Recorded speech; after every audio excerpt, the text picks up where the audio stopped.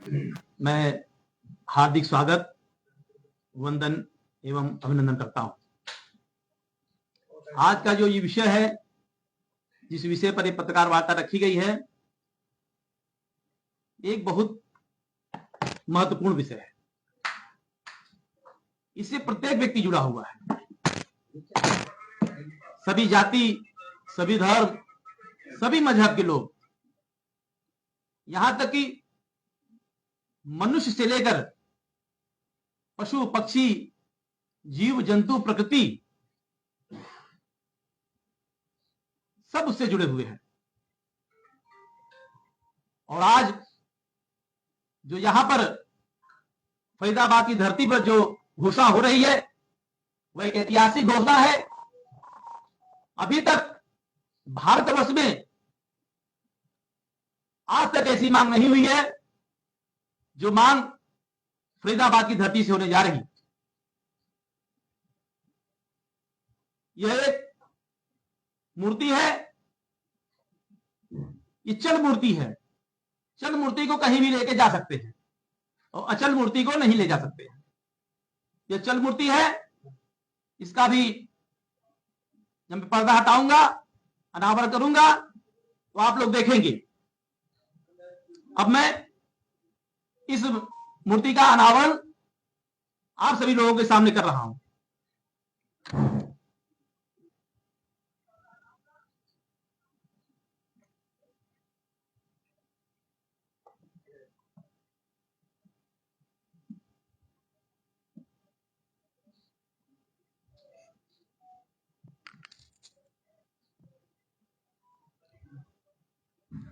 यह अन्नदाता,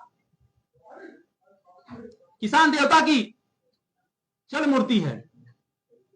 ये वो अन्नदाता है जो कि हमारा आपका सबका पेट भरता है।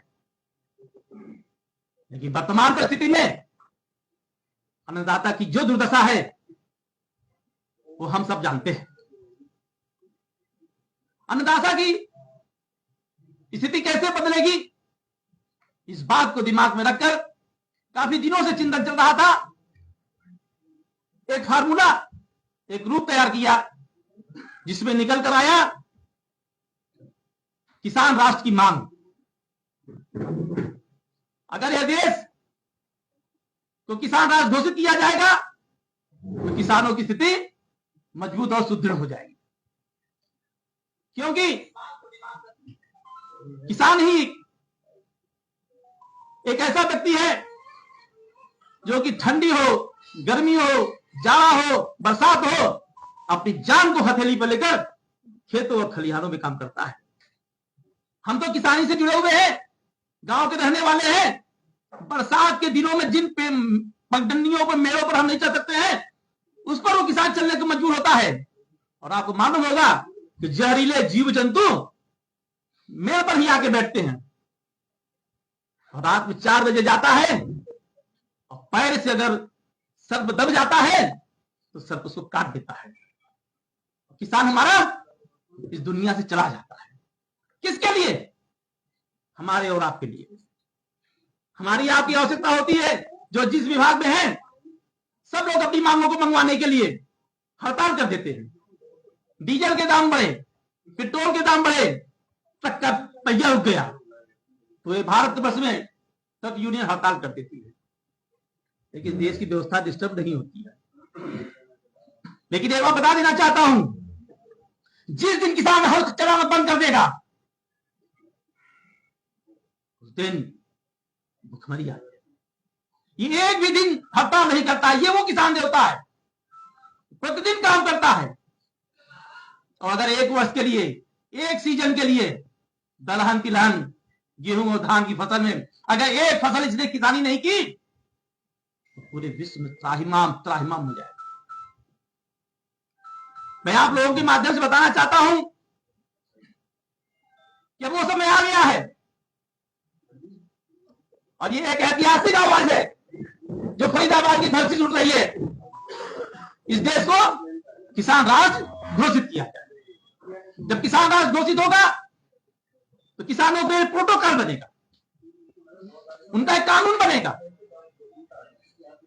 और जब किसानों के लिए कानून बनेगा तो किसान की स्थिति मजबूत होगी। पत्रकार बंधुओं, आपकी कलम में वो ताकत है, आप अपनी कलम की ताकत से हमेशा दबे हुए कुचले हुए लोगों की आवाज उठाते हैं। आज अन्नदाता किसान की आवाज उठाने का वक्त आया है। हम आप इन्हीं के वंशज हैं। हमारे आपके माता पिता दादा परदादा किसान थे, खेती करते थे, अभी भी हम खेती किसानी से जुड़े हुए हैं। तो मेरा आप लोगों से यही कहना है कि अन्नदाता किसान के लिए अब उठ खड़े होने की आवश्यकता हो गई है। और मैं तो निकल पड़ा हूं इस देश को किसान राष्ट्र बनाने के लिए।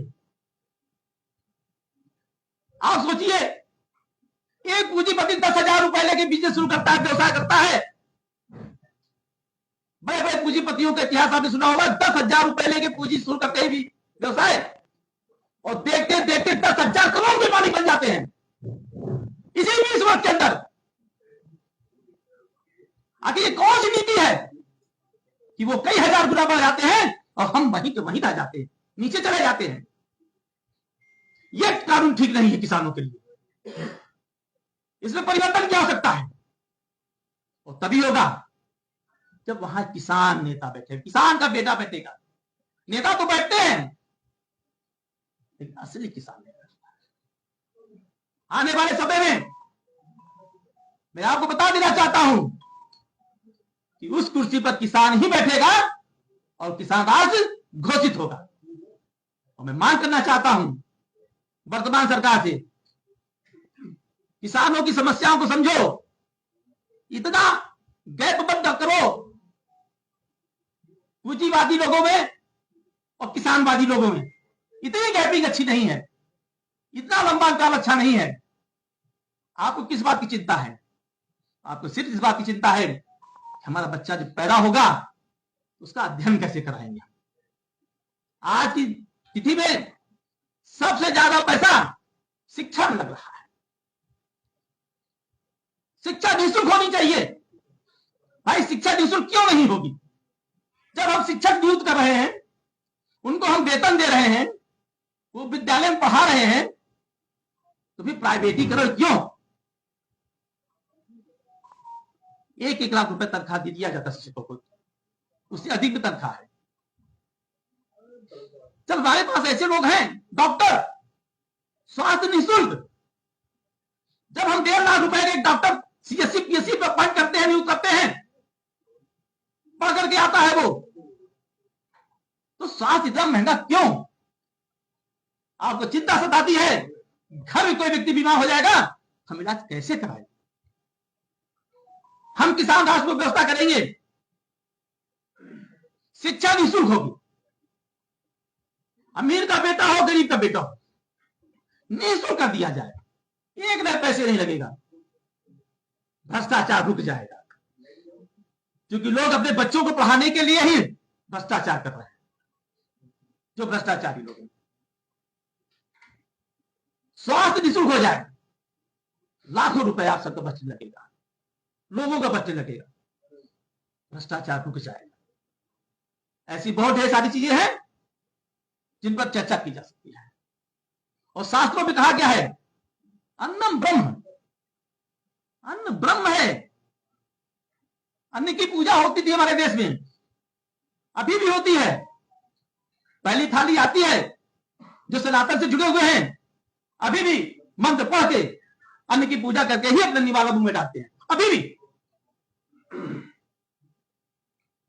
और अगर जिस तरीके से देश में चल रहा है, यह धर्म वह धर्म, ये राष्ट्र वो राष्ट्र, अगर ऐसे लोग अलग अलग राष्ट्र की मांग करने लगेंगे तो मालूम है देश में क्या हालात पैदा हो जाएंगे।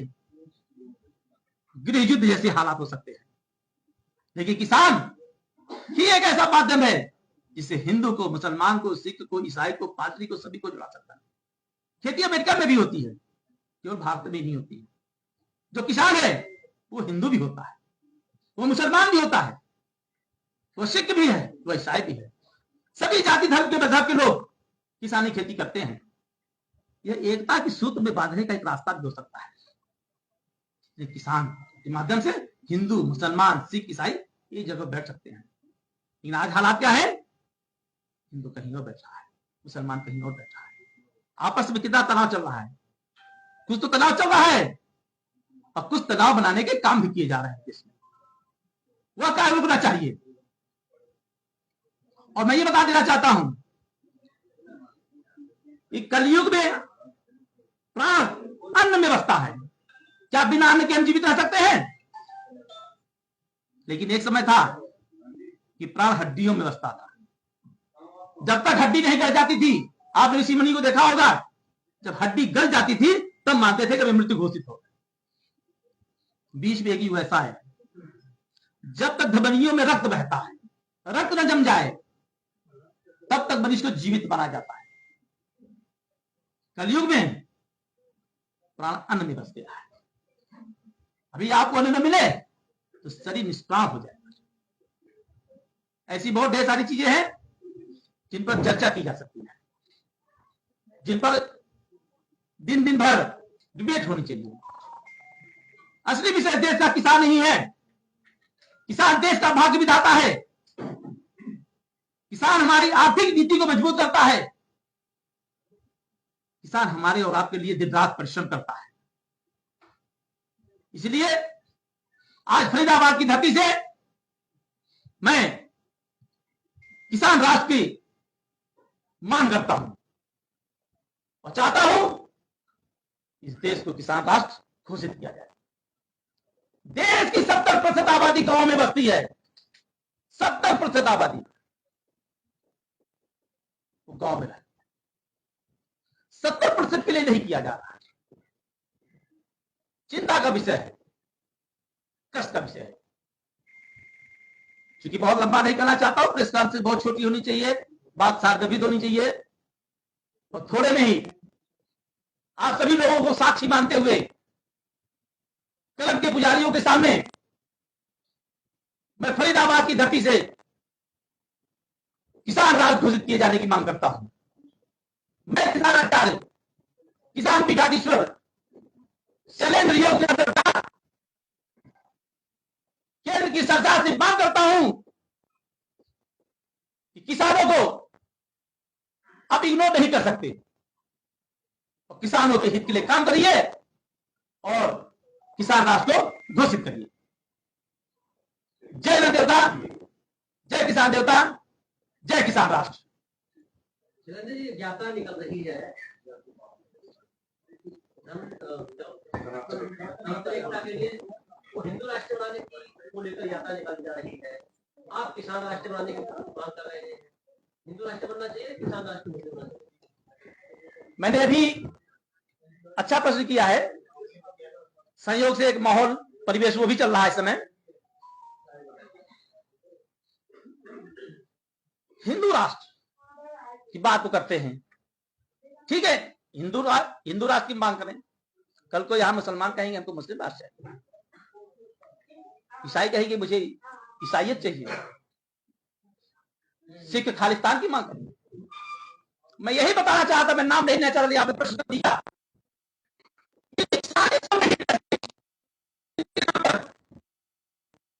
आगे करके ये मांग उठाओ, वो अपने लोगों को आगे करके ये मांग उठा रहे हैं। यही आप लोग सामने हाथ जोड़ निवेदन करना चाहता हूं। इससे देश पक जाएगा और हो सकता है अगर यही स्थिति रही तो क्या आजादी का 100 वर्ष मना लेंगे? आपको लगता है कि आजादी के 100 वर्ष मनाए जा सकते हैं? अरे देश गुलामी की जंजीरों में जकड़ा था, बड़ी मुश्किल से हमारे पूर्वजों ने उसको आजाद कराया और ये लोग महज 100 साल के अंदर ही देश को फिर गुलामी की ओर ले जाना चाहते हैं। उन्हीं की ओर मेरा इशारा है जिनके बारे में आपने प्रश्न किया। अगर ऐसा काम होता रहा तो निश्चित हिंदू, मुसलमान, सिख, ईसाई बटेगा। लेकिन किसान राष्ट्र होने से हिंदू किसान भी है, मुसलमान भी है, सिख भी है, ईसाई है, एकता का एक संदेश आएगा।